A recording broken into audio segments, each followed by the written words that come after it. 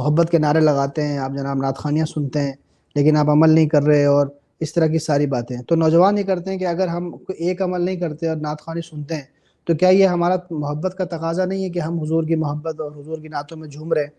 اور پھر دوسری طرف یہ بھی ہے کہ وہ اپنے جو فرائض کی ادائیگی ہے یا دیگر جو چیزیں اس میں مکمل نہیں ہو رہے. تو اس پورے سینیریو پہ بھی ارشاد فرمائیے. دیکھیں بات یہ ہے کہ نعت خوانی سننا بھی ایک مستحب عمل ہے، پسندیدہ عمل ہے، اور اسلام نے جو ہمیں ترتیب بتائی ہے اس میں یہ ہے کہ فرائض ہے. سب سے پہلے فرائض کو ہر حال میں پورا کیا جائے، واجبات کو ہر حال میں پورا کیا جائے، اس کے بعد پھر سنت اور مستحبات آ جاتے ہیں.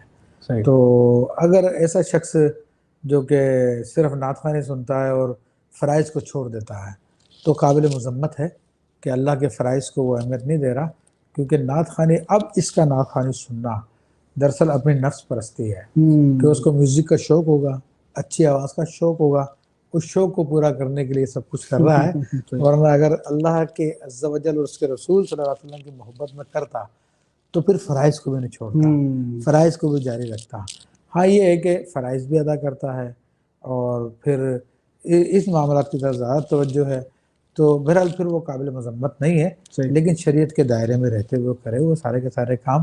اور اس کو یہ ایسا ہوتا اکثر کہ جناب رات کو محفلوں کے لیے بیٹھے ہیں اور آدھی رات تک محفل ہوتی رہی ہے، اس کے بعد پھر جا کے گھر پر سوئے تو فجر کی نماز غائب ہے. تو یہ سب کے سب غلط طریقہ کار ہے، کیونکہ اتنی رات کو محفلوں میں بیٹھنا وہ بھی رسول اللہ صلی اللہ علیہ وسلم کی سنت کے خلاف ہے.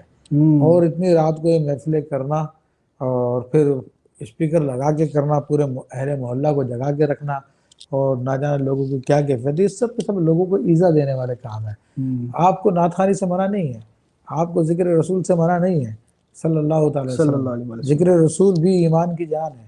بالکل آدمی جس سے محبت کرتا اس کا کثرت سے ذکر کرتا، مگر سب چیزوں کی حقوق کو بھی ادا کرنا پڑے گا. اور ایسا نہیں ہے کہ اپنے نفس کی خواہشات کو پورا کر رہے ہیں اور حقوق ادا نہیں کر رہے، تو پھر یہ قابل مذمت ہے.